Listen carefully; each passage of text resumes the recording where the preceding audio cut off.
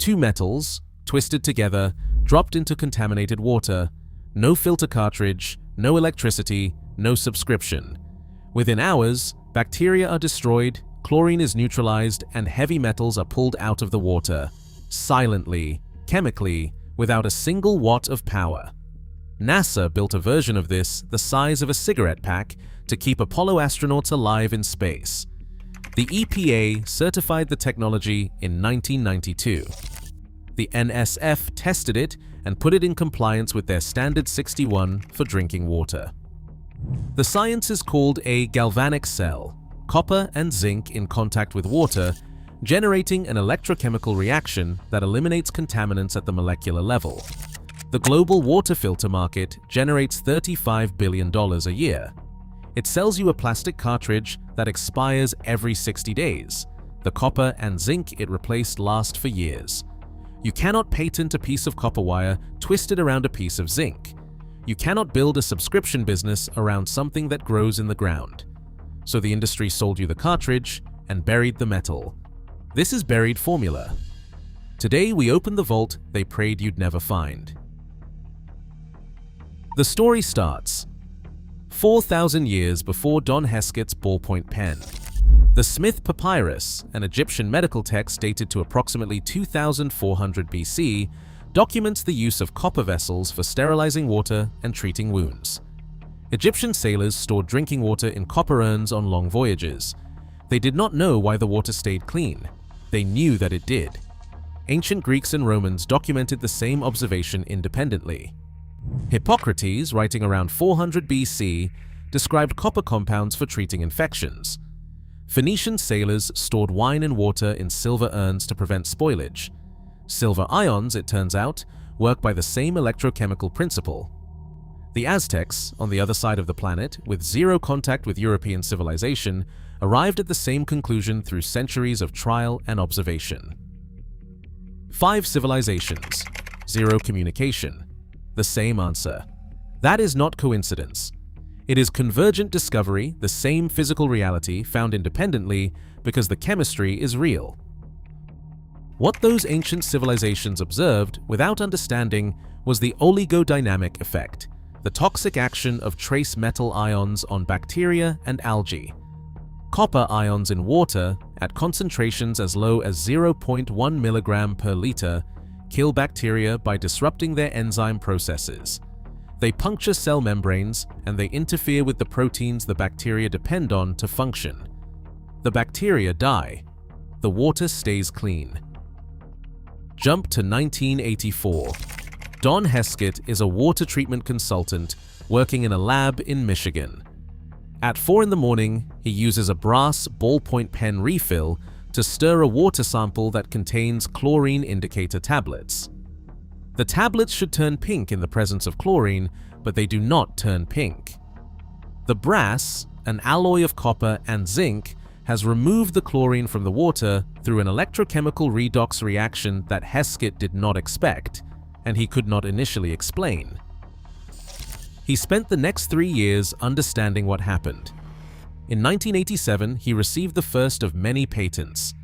He named the process kinetic degradation fluxion, called KDF. The copper-zinc alloy creates a microscopic galvanic cell wherever 2 granules touch. The zinc acts as the anode, the copper as the cathode. Water passing through becomes the electrolyte. Contaminants are either oxidized, reduced, or physically captured on the media surface. The process removes up to 99% of free chlorine, heavy metals including lead and mercury, hydrogen sulfide, and inhibits the growth of bacteria, algae, and fungi. In 1992, the EPA certified KDF as a mechanical device, meaning it imparts nothing harmful to the water. The same year, NSF International certified it to Standard 61 for drinking water treatment. The technology works, the certifications are real. In the 1960s, NASA, the Manned Space Center, now Johnson Space Center, and the Garrett Corporation ran a classified research program. The mission was to design a water purifier for the Apollo spacecraft. The requirements were that it be small enough to fit in the spacecraft, light enough not to affect mission weight, have low power consumption so it would not drain flight systems, and be effective enough to keep astronauts alive on a 240,000-mile journey with no way to resupply. The solution they built weighed 9 ounces, slightly larger than a cigarette pack. It was completely chlorine-free. It dispensed silver ions, a close chemical cousin of the copper-zinc galvanic reaction, into the spacecraft's water supply. The silver ions killed bacteria on contact. A NASA technical brief from the period noted that the ions did not impart any unpleasant taste to the water. The Apollo purifier worked. Every lunar mission astronaut drank water purified by this technology. After the program ended, a private company in Cornelia, Georgia, obtained NASA's commercial license and adapted the technology for swimming pools, hot tubs, zoo tanks, and decorative fountains. Dolphin tanks at marine parks and turtle pools at aquariums use the same approach. The water those animals live in is purified by the direct descendant of the same galvanic cell technology the ancient Egyptians discovered 4,000 years ago.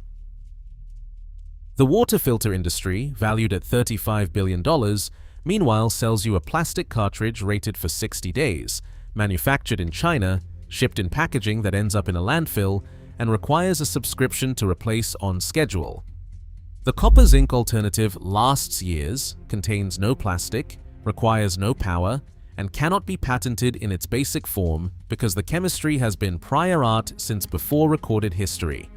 A standard household water filter pitcher costs $35 to $50. Replacement cartridges run $7 to $15 each, and most manufacturers recommend replacement every 60 days. Over 10 years, a single pitcher filter costs $420 to $900 in cartridges alone, not counting the pitcher itself or the plastic waste generated. The KDF media that performs the same function, a copper-zinc alloy in granular form, retails at $15 to $30 per pound. 1 pound treats approximately 100,000 gallons of water before it needs replacing. At average household water consumption, that is years of filtration from a single purchase. The media is recyclable. It contains no plastic.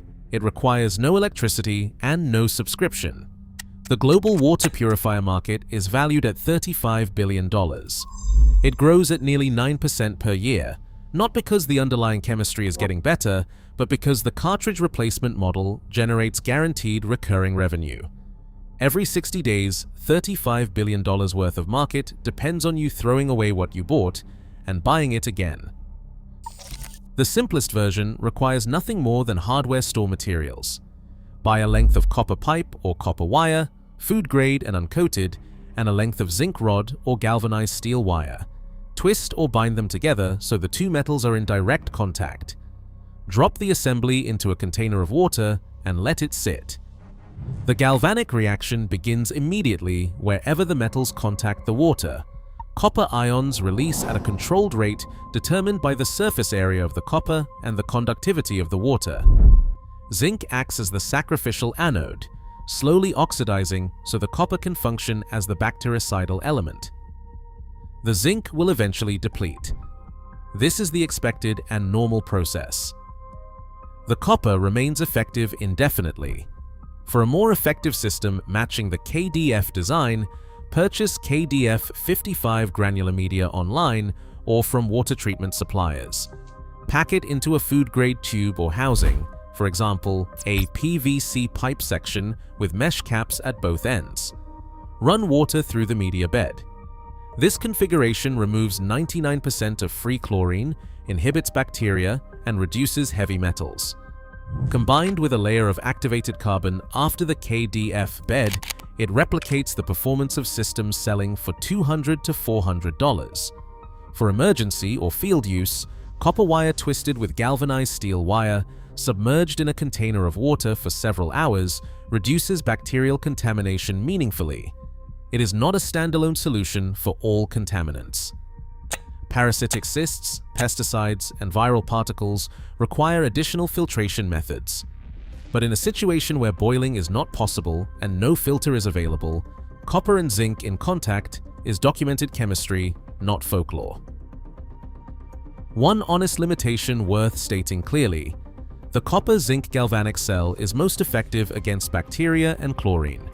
It is less effective against protozoan cysts like Giardia and Cryptosporidium, and it has limited effectiveness against organic pesticides.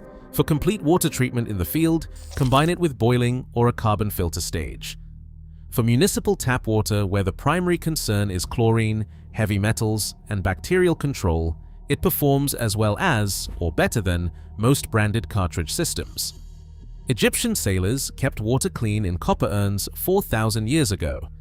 Greek physicians documented the same chemistry in 400 BC. The Aztecs found it independently on the other side of the planet. NASA built a 9-ounce version of it to keep astronauts alive 240,000 miles from Earth. The EPA certified it in 1992. The NSF put it in compliance with drinking water standards the same year. The $35 billion water filter industry sells you a plastic cartridge every 60 days instead. 2 metals twisted together. The chemistry is 4,000 years old. The cartridge is 60 days old. Only one of them needs to be replaced. Subscribe. We open one of these vaults every single day. This is Buried Formula.